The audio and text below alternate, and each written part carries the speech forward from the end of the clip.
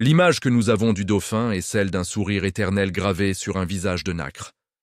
Souvent, cet animal incarne l'ami fidèle de l'homme, le sauveur des mers.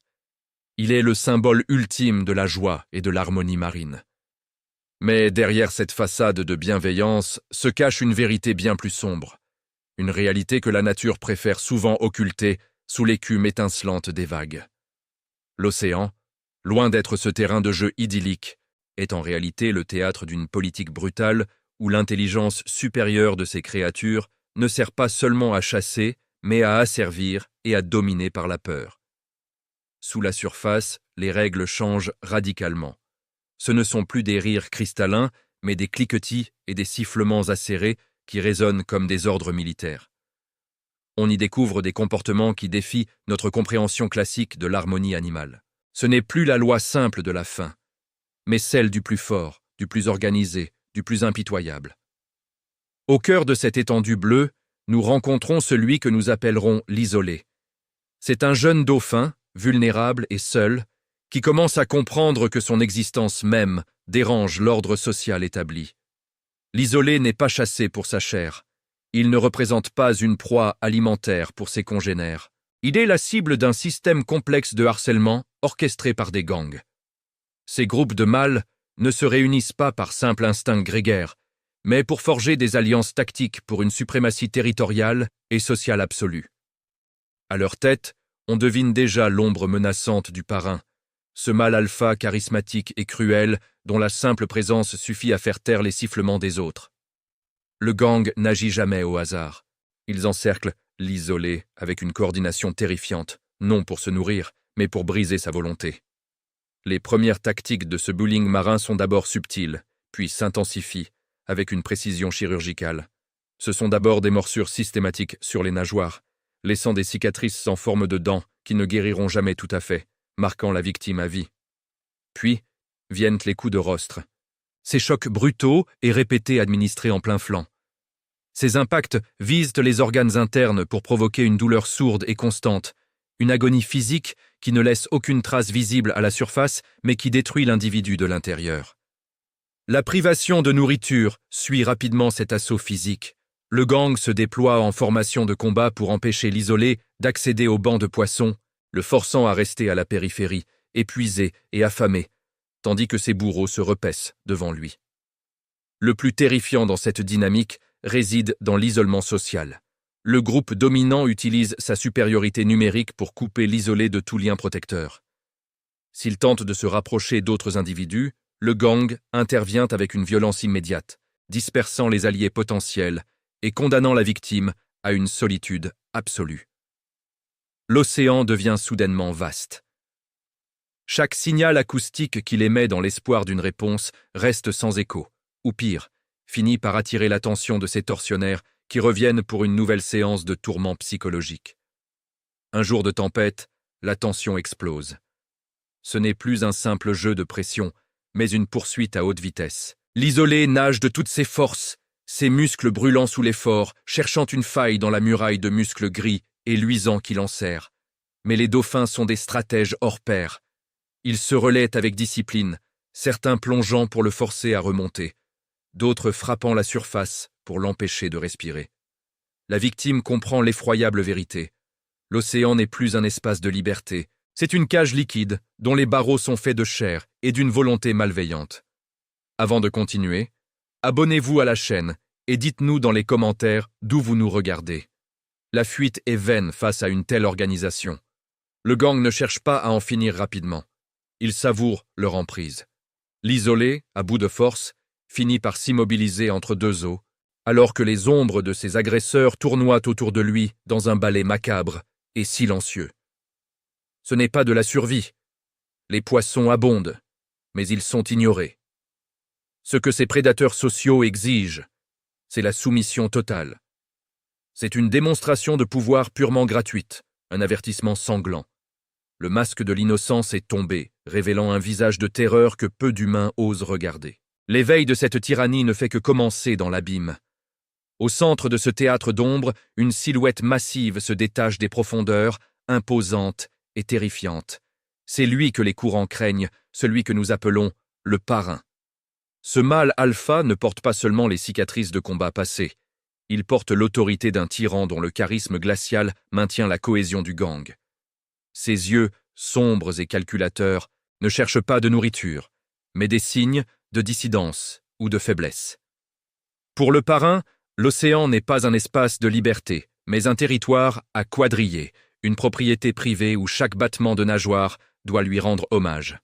Sa présence seule suffit à figer l'eau autour de lui, car il ne dirige pas par consensus, mais par une peur méticuleusement entretenue. Pour asseoir cette domination, le gang a développé un arsenal de guerre psychologique d'une sophistication redoutable. Ils ne se contentent plus de la force brute. Ils utilisent de leurs ondes sonores, normalement dédiées à la navigation, comme des armes de précision. En focalisant leurs cliquetis et leurs ultrasons de haute intensité sur l'isolé, ils créent une cage acoustique invisible. Ces impulsions percutent le système sensoriel de la victime, provoquant des désorientations spatiales, des nausées et une angoisse paralysante. L'isolé se retrouve plongé dans un brouillard mental où chaque son devient une agression, chaque écho une menace. C'est une torture invisible qui ne laisse aucune trace de sang sur la peau, mais qui brise la résistance mentale de celui qui l'a subie, le transformant en une ombre de lui-même. Cette soif de contrôle s'étend de manière encore plus brutale envers les femelles de l'espèce. Le gang, sous l'impulsion du parrain, organise de véritables expéditions de capture. Ils encerclent une femelle isolée, utilisant leur supériorité numérique pour la couper de son groupe social. Ce qui suit est une séquestration forcée qui peut durer des semaines. Les mâles se relaient pour la harceler, lui barrant la route dès qu'elle tente de fuir vers le large. Chaque mouvement vers la liberté est sanctionné par des charges brutales et des morsures de rappel. Dans cet univers sous-marin, la reproduction n'est plus une danse de séduction, mais une démonstration de force et de rapt. La mer devient pour ces femelles une prison liquide sans barreaux visibles, où leur seule survie dépend de leur soumission totale à la volonté de l'alliance masculine. Au sein même du gang, l'harmonie est une illusion.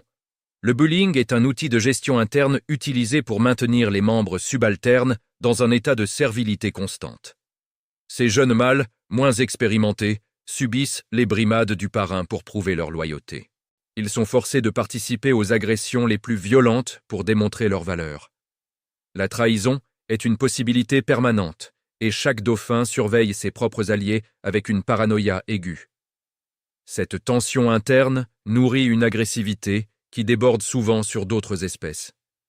Sans aucune intention alimentaire, le gang s'en prend parfois à des requins ou à des marsouins inoffensifs. Il les frappe à coups de rostre, jouant avec leurs corps agonisants comme avec de simples jouets, juste pour tester leur force de frappe et affiner leur coordination militaire. L'isolé, témoin impuissant de ces scènes de carnage, s'enfonce dans une détérioration émotionnelle profonde. Le stress chronique ronge sa physiologie, son système immunitaire faiblit et ses réactions s'émoussent. Un jour, pourtant, une étincelle de survie le pousse à une tentative de rébellion désespérée. Lors d'un rituel de harcèlement, il tente de s'interposer, de s'opposer physiquement à un membre subalterne pour briser la chaîne de commandement. La réaction du parrain est immédiate. Il n'y a pas de duel honorable, seulement une punition collective. L'isolé est projeté, frappé, maintenu sous l'eau jusqu'à la limite de la suffocation. Le message est clair. Dans cet empire sous-marin, l'individualité est un crime. Alors qu'il dérive, brisé vers des courants plus froids et plus sombres, l'isolé finit par atteindre une zone dévastée par les courants de fond. C'est là, dans l'ombre des canyons abyssaux, qu'il découvre l'horrible secret de cette domination. Le sol marin est jonché de restes blanchis, un véritable champ de bataille sous-marin, où les cadavres de dauphins et de marsouins racontent une histoire que les humains ignorent. Ces squelettes portent les marques d'impact à haute vitesse et de côtes brisées, preuve silencieuse d'une guerre invisible qui dure depuis des millénaires. Ce cimetière caché n'est que le prélude à la confrontation totale qui se prépare désormais entre gangs rivaux pour le contrôle ultime de l'abîme. Le tumulte ne tarda pas à ébranler les colonnes d'eau froide dans une onde de choc électrique. Le silence habituel de l'abîme céda la place au cliquetis frénétique et au sifflement strident d'une guerre imminente. Le parrain, immobile au centre de son élite, sentit le courant changer brusquement sous l'effet de centaines de nageoires puissantes. En face, un autre groupe massif, mené par un rival tout aussi balafré, s'avançait en formation serrée, les rostres pointés comme des lances. Ce n'était plus une simple escarmouche territoriale. C'était le siège final, une confrontation à grande échelle pour le contrôle absolu du harem et des corridors migratoires les plus riches.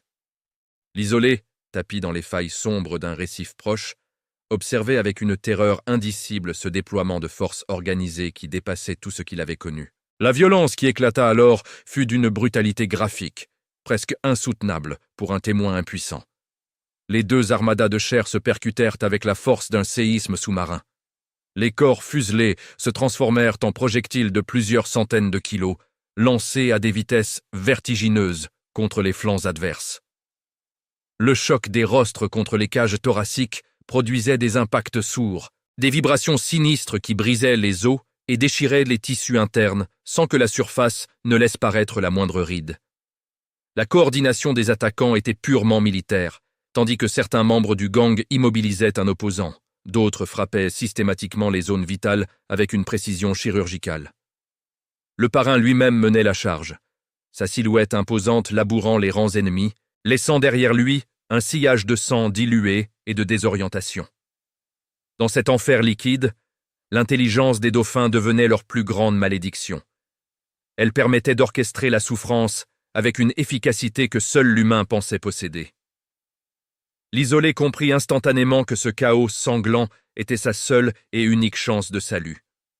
Alors que les eaux devenaient troubles, saturées de sédiments soulevés et d'échos de douleurs insupportables, il se glissa hors de sa cachette protectrice.